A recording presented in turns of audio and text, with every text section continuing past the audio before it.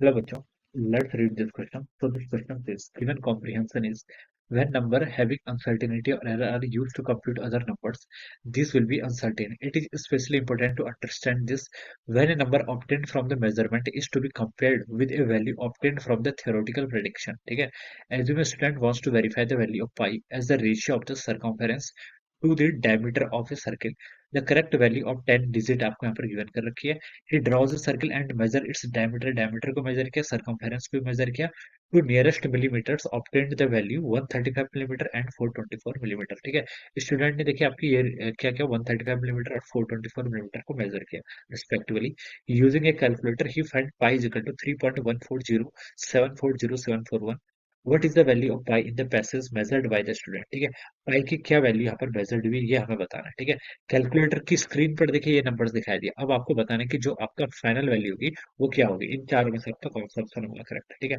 तो देखिए बच्चों इस क्वेश्चन का की कॉन्सेप्ट आप क्या लिख सकते हैं. देखिए concept of this question error लिख लीजिए. एरर लिख सकते हैं या फिर एक्यूरेसी एक्यूरेसी लिख सकते हैं. ठीक है. क्या लिख सकते हैं. एरर लिख सकते हैं, एक्यूरेसी लिख सकते हैं. ऑलराइट. तो देखिए बच्चों हम कोई भी मेजरमेंट करते हैं. ठीक है. अगर हमारे पास कुछ नंबर है और उन नंबर से हम मेजरमेंट करते हैं तो देखिए जो भी आपका मेजरमेंट या फिर जो भी आप क्या करते हैं अर्थमेटिक ऑपरेशन अप्लाई करते हैं उसके बाद जो रिजल्ट आएगा it cannot be more accurate then that. ठीक है. वो उनसे ज्यादा एक्यूरेट नहीं हो सकता. ठीक है. ये हम बता सकते हैं. ठीक है. जो आपका नंबर आएगा वो क्या होगा. आपका जो नंबर आपको फाइनल रिजल्ट मिलता है. मान लीजिए आपके पास क्या है ए और बी आपके दो नंबर्स हैं. ठीक है. इनके बीच में आपने कोई भी क्या कर लिया बाइनरी कोई भी ऑपरेशन लगा लिया. ठीक है. मैं इसको बाइनरी से रिप्रेजेंट कर रहा हूँ. तो देखिए जो रिजल्ट आएगा it that this result cannot be more accurate than A and B. A and B से आपका ज्यादा एक्यूरेट नहीं हो सकता. ठीक है. ये मैं बता सकता हूँ. ठीक है. तो देखिए ये आपका रिजल्ट हमें यहाँ पर भी यूज करना है. आपने देखिए यहाँ पर क्या मेजर किया. देखिए आपने यहाँ पर ही draws circle and measure a diameter. Diameter देखिए इसने कितना मेजर किया 135 मिलीमीटर. ठीक है. और सरकमफेरेंस कितनी मेजर की 424 मिलीमीटर.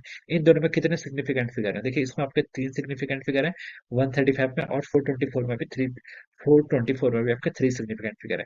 तो जो आपका यहाँ पर फाइनल आंसर आएगा उसमें भी आपके थ्री सिग्निफिकेंट फिगर होनी चाहिए. ठीक है. तीन से ज्यादा एक्यूरेट वो नहीं हो सकता. ठीक है. तो ये हम बता सकते हैं. तो देखिए आपका जो आपकी पाई की वैल्यू जो स्क्रीन पे दिखाई दी है कैलकुलेटर की वो 3.140740 था. ठीक है. तो इसमें भी आपके थ्री सिग्निफिकेंट फिगर होने चाहिए. ठीक है. तो इसको आप क्या कर लीजिए कन्वर्ट कर लीजिए. देखिए इसको हम राउंड ऑफ करेंगे. देखिए इसको हम देखिए क्या लिख सकते हैं 3.14. ठीक है. 07 को 1 लिख लेंगे. लेकिन इसके पास भी कितने फोर सिग्निफिकेंट फिगर है. कितने होने चाहिए तीन होने चाहिए. तो फिर हम इसको तीन सिग्निफिकेंट फिगर में राउंड ऑफ करेंगे. तो 1.3.141 को हम 3.14 लिख लेंगे. ठीक है. So this should be the answer. ये क्या होना चाहिए इस क्वेश्चन का आंसर. ठीक है. जो आपकी मेजर्ड वैल्यू है 135 एंड 424. ठीक है. जो आपकी यहाँ पर आपकी मेजर्ड वैल्यू आई है. ठीक है. इनमें थ्री सिग्निफिकेंट फिगर है तो इसमें भी आपका थ्री होना चाहिए.